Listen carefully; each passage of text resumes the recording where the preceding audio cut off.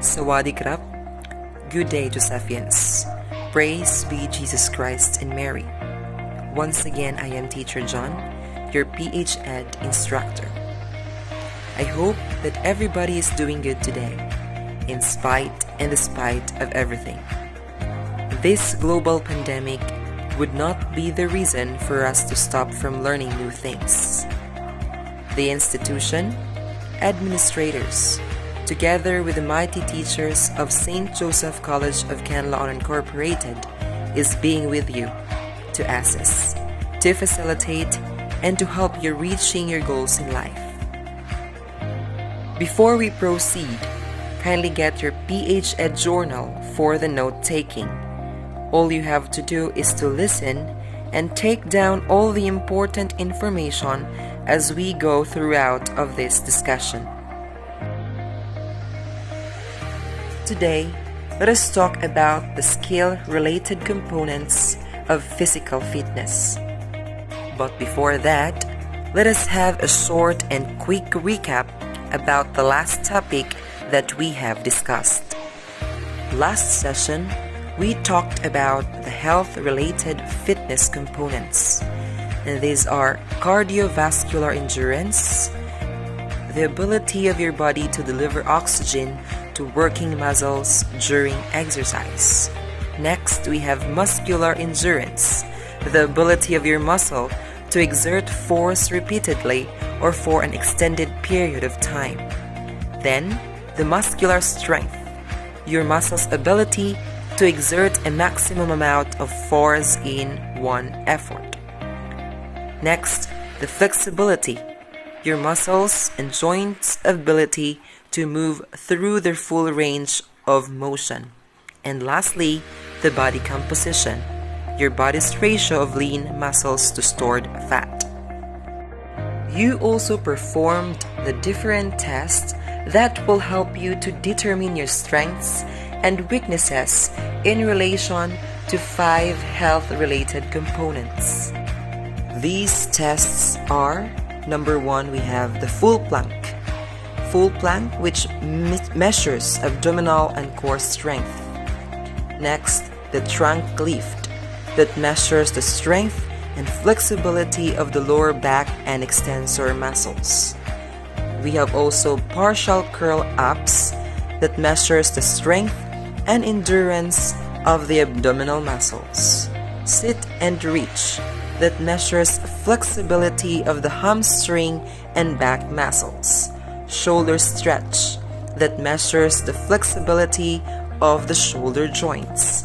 And the beep test, that measures the cardiovascular endurance, coordination, and agility.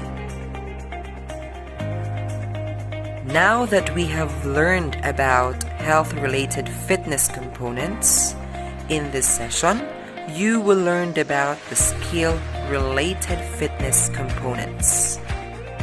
Skill-related components encompasses skills the student should acquire and improve through physical activities.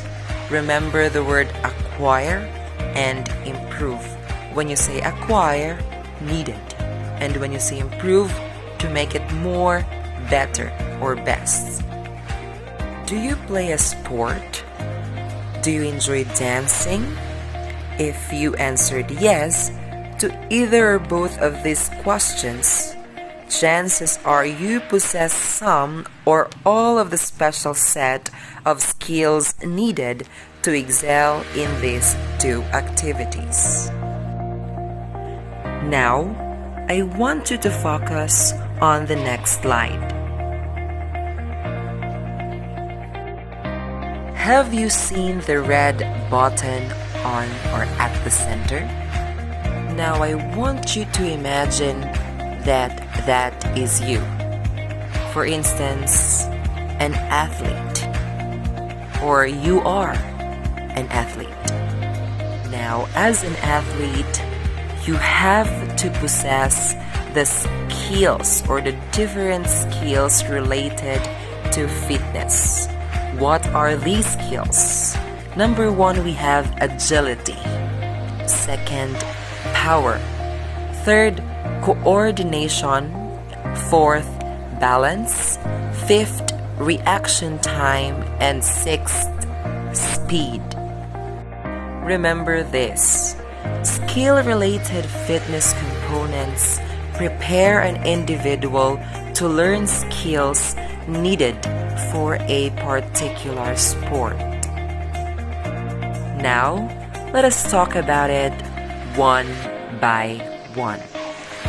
First, we have agility. What is agility? Agility is the ability of the body to change and control its direction while moving at a rapid pace. The best example of this is playing a soccer. If you have watched a soccer game, or if you will observe a boy playing a soccer game, they have that skill, what we call agility. They have that thing, what we call control. They're controlling their movement or even the ball. And also, palipat sila ng direksyon to make the ball safe or to protect the ball from the other team. Not just soccer, but also a basketball game. Most of the basketball players have that skill agility, or having that skill agility. Number 2, we have power. Power refers to the ability of the muscles to release maximum force in the shortest period of time. I want you to remember the word force, okay? So the best example of that is the weight lifting. Look at the guy below, or look at the picture below. Do you think without power, the guy can carry that barbell? Of course not. Next, we have here coordination. Coordination, the ability to combine senses with different body parts to perform activities smoothly and accurately. Now, I want you to remember the word to combine senses with different body parts. Now, I want you to look at the picture or the image below. A man and women dancing. That is one of the best examples of coordination. In dancing, it is very important that your senses and your body part should coordinate. Or shall I say, should have coordination to each other. In dancing, senses are very important.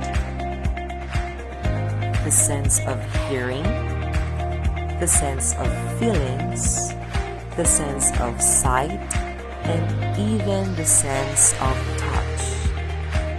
If the mentioned senses will have coordination to your different body parts, of course, you will give a beautiful performance to the audience, or a beautiful impact to the audience.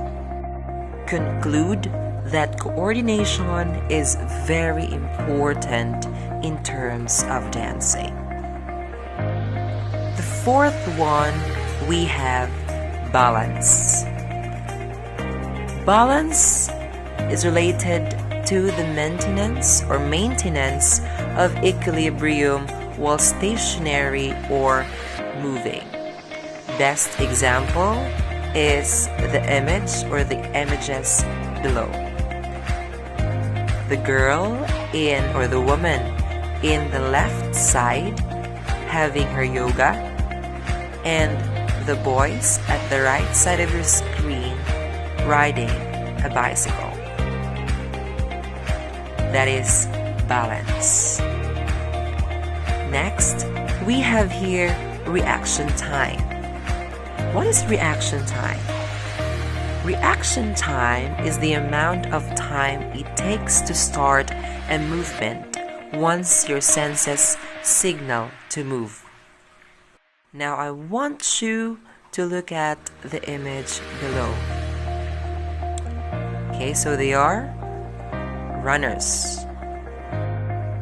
Okay, the runner will start running once they hear the gun signal.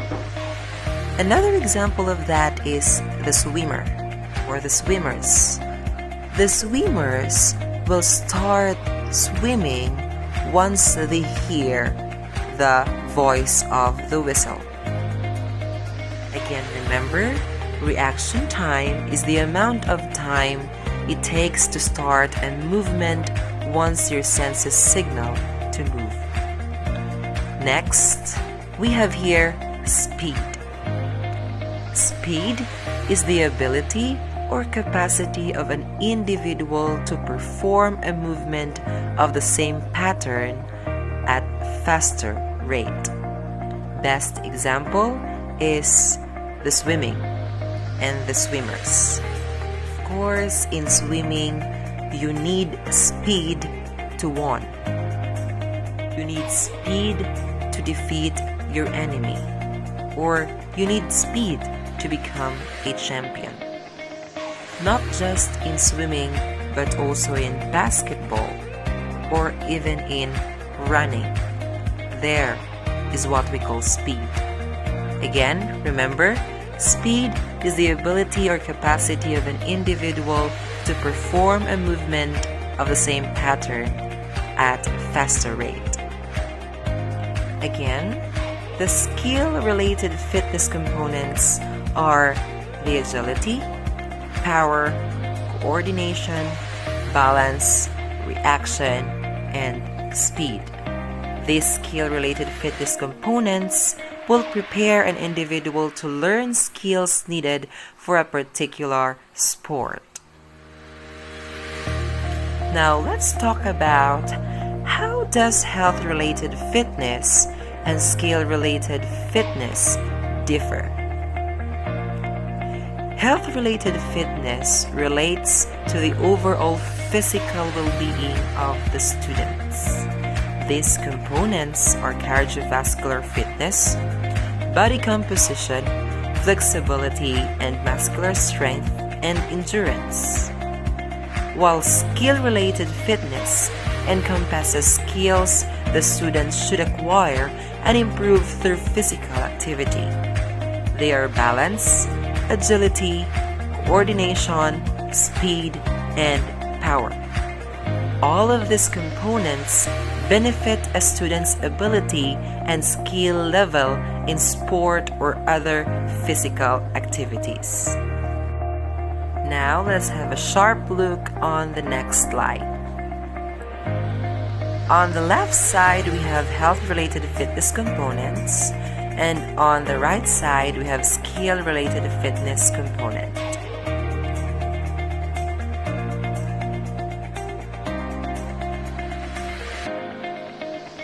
So health-related fitness components, we have cardiovascular endurance, muscular strength, flexibility, and body composition. While in skill-related fitness components, we have speed, power, agility, balance, coordination, and reaction time. Before I end this discussion, I have one question. Why does health-related, or shall I say, why does health and skill-related fitness components importance to a life of an athlete? Type your answer in the comment section, and that will serve as your attendance today. Thank you for watching. Once again, this is Teacher John, your paid shed instructor. One school, one victory, one is JCCI, the home of roaring lions.